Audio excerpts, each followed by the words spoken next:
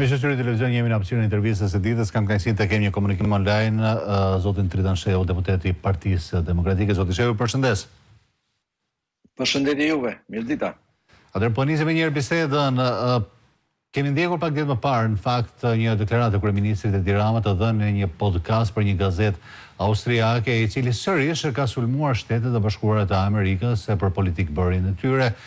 Nuk është hera parë kjo që ndodh, kujtojmë që edhe në mediat amerikane, kujtojmë talli që i bëri pak javë më parë edhe në prani të liderëve të Evropës, por Rama që ta perifrazoj, amerikanët nuk kanë durim të bëjnë punën, duke i referuar pra dhe shtetëformimit apo edhe influencës. Ata kanë filozofinë e rregullimit të gjërave me bomba dhe pastaj bëjnë predikime, thot kryeministri ynë për sa i përket mënyrës se si operojnë në Shtetet e Bashkuara të Amerikës. Sa shqetësuese janë këto deklaratat e kryeministrit drejtuar kombit më të madh në botë?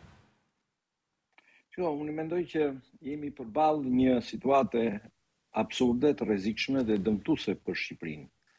Sepse kryeministri vazhdon të mbajë një marrëdhënie ose një qëndrim jo miqësor së paku, konfliktual, akuzues ndaj Shtetit Bashkuar të Amerikës, padyshim kjo që prej ardhjes së administratës Trump në drejtimin e Shtetit Amerikës.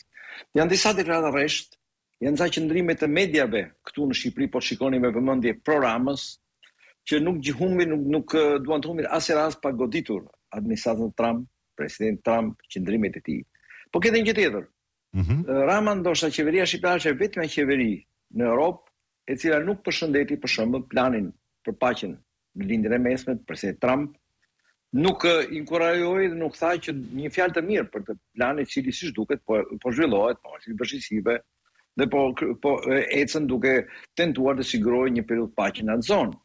Ishte qeveria Rama e cila ishte Rama personalisht që nuk tha një plan, një fjalë pozitive dhe inkurajuese, pavarësisht sa vendi i vogël dhe çfarë roli mund të kemi ne, në mënyrë deklamative kjo duhet bërë si antar të NATO-s, për planin Trump me 28 pikash për paqen në Ukrainë.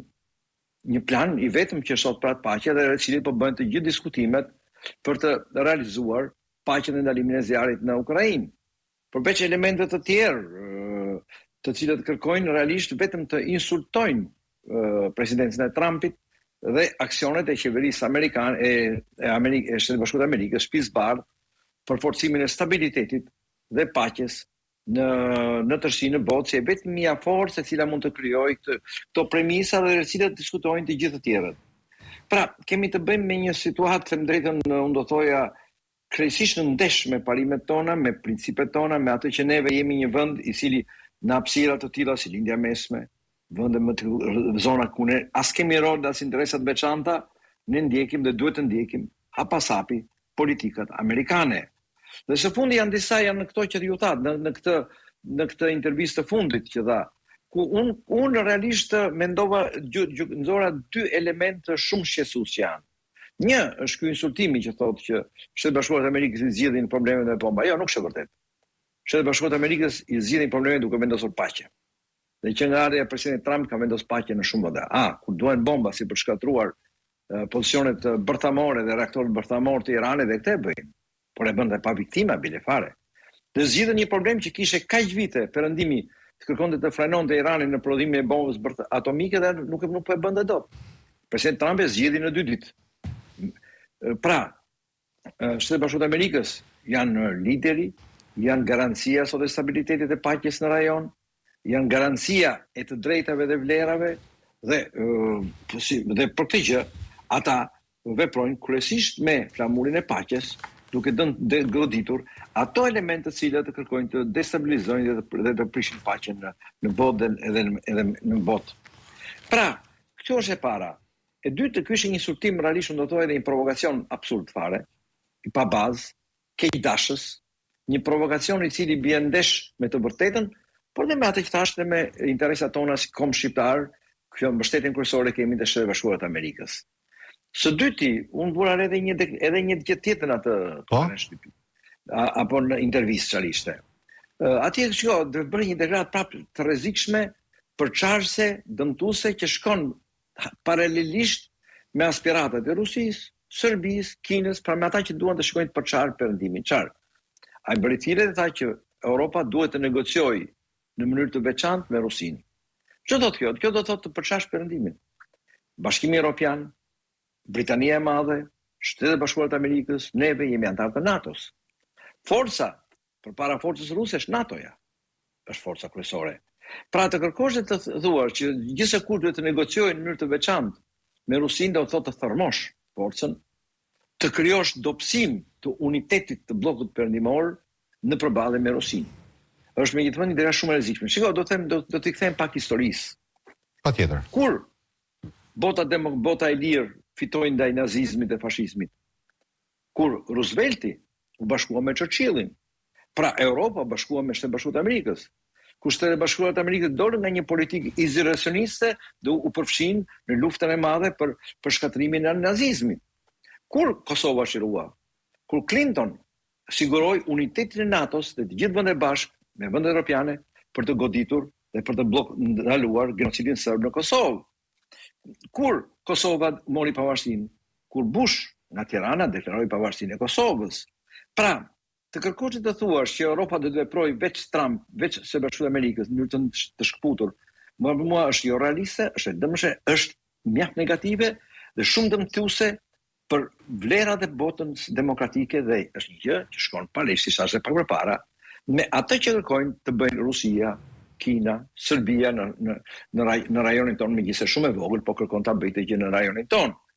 Pra, forca e Perëndimit është në unison. Kjo nuk do të thotë që Europa nuk duhet të forcojë atë koherencën dhe edhe forcimin e politikave të saj dhe lidhjen midis vendeve të saj. Absolutisht.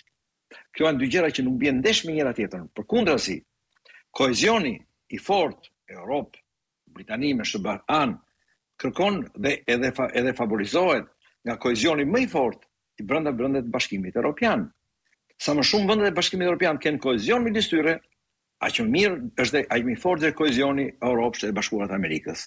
Pra, unë mendoj se ishte një element i dytë në këtë intervistë, kryesisht me jashtë realitetit, kryesisht me interesat tona, ku për ne në son, si Shqipëri, si shqiptar në rajonin tonë, një kohezion sa më i fortë midis Bashkimit Evropian dhe Shtetet e Bashkuara të Amerikës. Të mendosh të kundërtën, do të thotë të kërkosh të dobësosh të kohezion dhe këtë unitet i cili është në favorin ton, dhe është padyshim i vetmi gjë që mund të kundërvjet politikave ruse, politikave kineze. Pse po tentohet të dobësohet, në fakt, pse po tentohet të dobësohet, zoti shehu, edhe ose të jepet shqiptarëve që Bashkimi Evropian është rruga jonë, është vendi ynë aty ku aderojmë dhe po tentohet të zbehet disi roli Shteteve të Bashkuara të Amerikës në një kohë kur vetë Shtetet e Bashkuara të Amerikës në raportet e saj kanë deklaruar se kartelet e drogës duhet të shpallen organizata terroriste dhe bashkëpunëtorët e tyre. Më pas vjen kjo deklarat e kryeministrit prap. Pse tentohet të zbehet ndikimi amerikan? Duhet të kuptojmë diçka që padyshim objektivi jonë madhor është antarësimi në Bashkimin Evropian. Pika më e madhe realizuar dhe mësot për ne është antarësimi i NATO. Dhe unë nuk i shikoj të ndara këto gjëra. I shikoj të bashkuara. I shikoj në një unitet dhe një unison, të cilat shprehen unisonin në unitetin e Perëndimit. Të kërkosh të fragmentizosh Perëndimin, të shpërbësh, të tharmosh Perëndimin, është dëmimi më i madh që bën vlera e demokracisë. Pavarësisht, padyshim, ka dhe diferenca midis së Bashkuara të Amerikës dhe Europës, por ama në çështjet e mëdha janë bashkë, kanë qenë bashkë. Unë thashë pak përpara, kur fitohen vlerat, kur Shtetet e Bashkuara të Amerikës luftoi krahas Europës dhe Europa krahas Shtetet e Bashkuara të Amerikës kundër nazizmit, kundër miloševiqizmit dhe kundër shumë elementeve të tjerë. Pra, të kërkosh të bësh këtë gjë do të thotë të kërkosh të zbehesh dhe dobësosh këtë gjë. Pse bëhen? Mua më duket se këtu janë influenca të grupimeve dhe të elementeve të cilët duan të në çdo kushт të ulin rolin e presidentit Trump. Duan të ulin rolin e Shtetit e Bashkuara të Amerikës, po aty do vi. Duan të ulin rolin e Shtetit e Bashkuara të Amerikës në këto momente që ajo po drejtohet me racionalitet, me konsekuencë dhe me suksese të mëdha në vendosjen e paqes në botë nga administrata e Trump. Janë role të tjerë, janë element, mund të them, të një të majte populiste që kërkon të rikthej dhe të shkatroj këtë presidencë e cila është realisht e suksesshme në planet e përgjithshme në këto periudha. Roli Soros i brenda saj, padyshim që ka një rol, absolutisht mos kemi iluzione. Edhe ai ka një rol, edhe ai ka një rol në këtë mënyrë që kërkon të hedhë një mjergull mbi arritjet e administratës amerikane dhe kërkon të krijojë një të qarë midis Europës dhe Shtetit Bashkuar të Amerikës. Tu është problemi. Rama në fatkeqësisht në kundërshtim me interesat tona, BZD-n e këtyre politikave, në kundërshtim me interesat kombëtare shqiptare, në kundërshtim me interesat e Europës tërësi, në kundërshtim me interesat edhe të Shtetit Bashkuar të tërësi, pra BZD-n si këtyre sloganeve, i këtyre interesave që vjen ndesh me atë që është principiale dhe thelbësore në zhvillimet dhe në garancinë e botës demokratike. Dhe ky është problemi. Ky është problemi.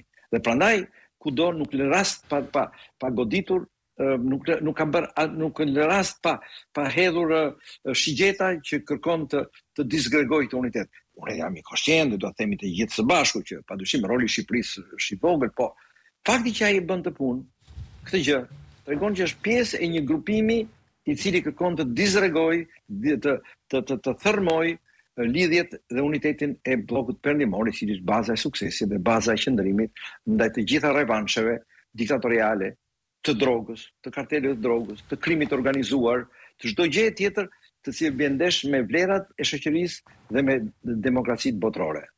Por me vlerat e shoqërisë, zoti Sheu, kemi ndjekur në fakt kryeministrin Edi Rama, i cili në çdo dalje të tij rrie prediko që në Bashkimin Evropian 2027, 2030 do jemi pranë familjes evropiane, tashmë edhe për hapjen e kapitujve, por do jemi vetëm në mënyrë territoriale apo edhe me parime dhe vlera në Bashkimin Evropian.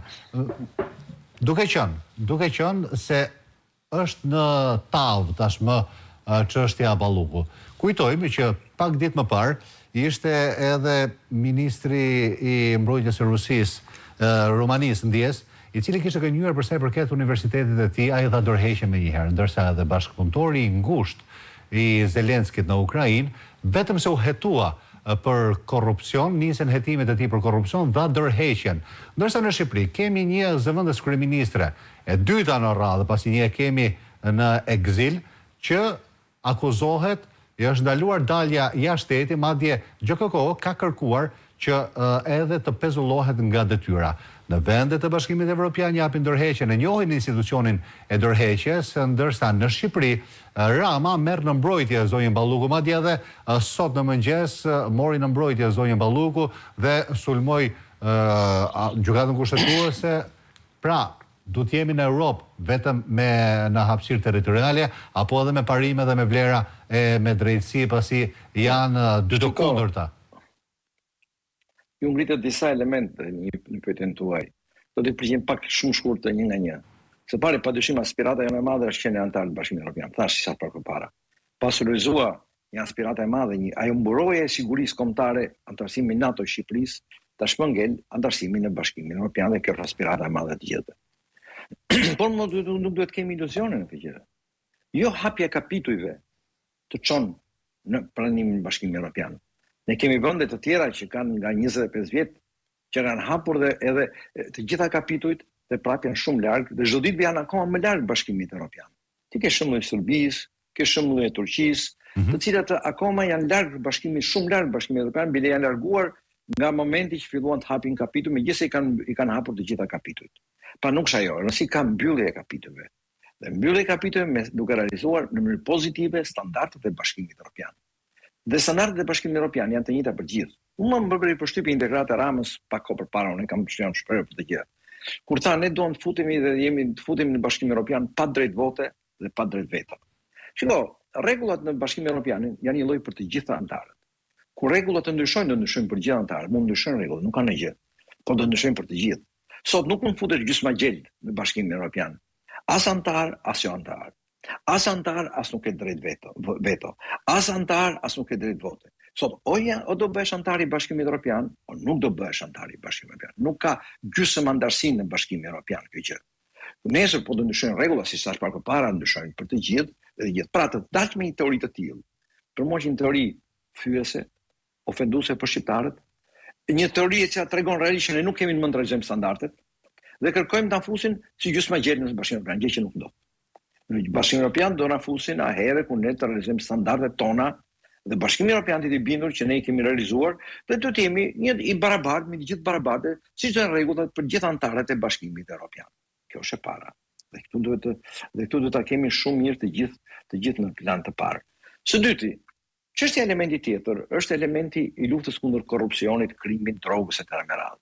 Rasti që u përmendet i zonës kryeministres padyshim bën pjesë në konglomeratin e madh të korrupsionit që ka mbërthyer këtë vend, që ka mbërthyer të qeveri, ka mbërthyer të majorancë dhe ka mbërthyer përbërësit e kësaj qeverie. Dhe ky është një element tjetër dokues e dëmtues për anëtarësimin në Bashkimin Evropian. Në Bashkimin Evropian, ndaj çdo njërit kur hapen të tilla element, korrupsioni, kur hapen të tilla procese, ministrat, kryeministrat, presidentët kanë ndërheqjen për një plagjatur në kohën që kanë qenë student apo kanë mbrojtur një tezë, japin tërheqjen. Kjo është elementi kryesor. Njeriu jep tërheqjen, nuk pret të tërheqen për veshit të nxjerrin nga zyra, po jep tërheqjen. Në Shqipëri ku ky koncept i tërheqjes nuk njihet nga kjo majorancë, sepse është një orë përpara kur ka qenë opozita në një qeveri, ku nuk njihet, atëherë padyshim janë të detyruar të nxjerrin nga veshi, nga zyra, sepse nuk mund të jesh në zyrë një vetë lata kur je në ndjekje penale për gjëra kaq të rëndësishme, dhe kur mund dëmtosh edhe të zhbësh provat, procedurat, proceset dhe të devijosh pra edhe drejtsinë. Kjo është një element shumë sigurisht, janë me dy tendera thot SPAK, dëmi është 210 milion euro, ndërsa kryeministri në argumentimin e tij, të cilin e ka dërguar edhe gjykatës kushtetuese, thotë se janë edhe 800 tendera të tjerë, të cilët pritet të firmosen nga zonja Balluku. A është Shiko, pikërisht pra këtu është impasi dhe këtu tregon deformimin e madh të situatës së vlerave, demokracisë dhe përgjegjësisë në Shqipëri dhe të mos luftimit të vërtet të krimit dhe të korrupsionit. Gjëja e parë që bëhet në këtë rast i tërheqja. Drejtësia, unë jam gjithmonë për të gjithë drejtësia bën punën e saj, ecën përpara, ashtu si ecën dhe ashtu si është e çala apo jo e çala në Shqipëri, ky është një problem tjetër që duhet diskutuar, por në tërësinë e tij nuk mundet të jesh në një procese të tilla penale, janë procese penale, për akuza kaq të rënda, duke mbajtur dhe karikën e drejtuesit kaq të lartë të vendit. Kjo është një impakt i cili është dhe një impas edhe për politikat europiane, për parimet europiane dhe për rrugën tonë të integrimit. Pra këtu kemi të bëjmë realisht me një mentalitet thellësisht feudal, thellësisht anakronik, antidemokratik, i cili kërkon të implementojë në Shqipëri standarde krejtësisht antidemokratike dhe anti-europiane. Është një problem i cili realisht është fatkeqësisht një simptom e këtij regjimi të korruptuar, një simptom e këtij regjimi që kërkon të mbrojë korrupsionin, të mbrojë njerëzit e përfshirë në këtë korrupsion, sepse ka që gjerë që korrupsion, sa kanë frikë pikërisht nga tërheqja e fijeve, se pastaj fije do të në zemrën e korrupsionit, dhe unë nuk besoj do ngeli dikush i përjashtuar nga e vërteta e përfshirjes në vepra korruptive. Zoti Sheva, falenderoj që ishit me mua në këtë bisedë.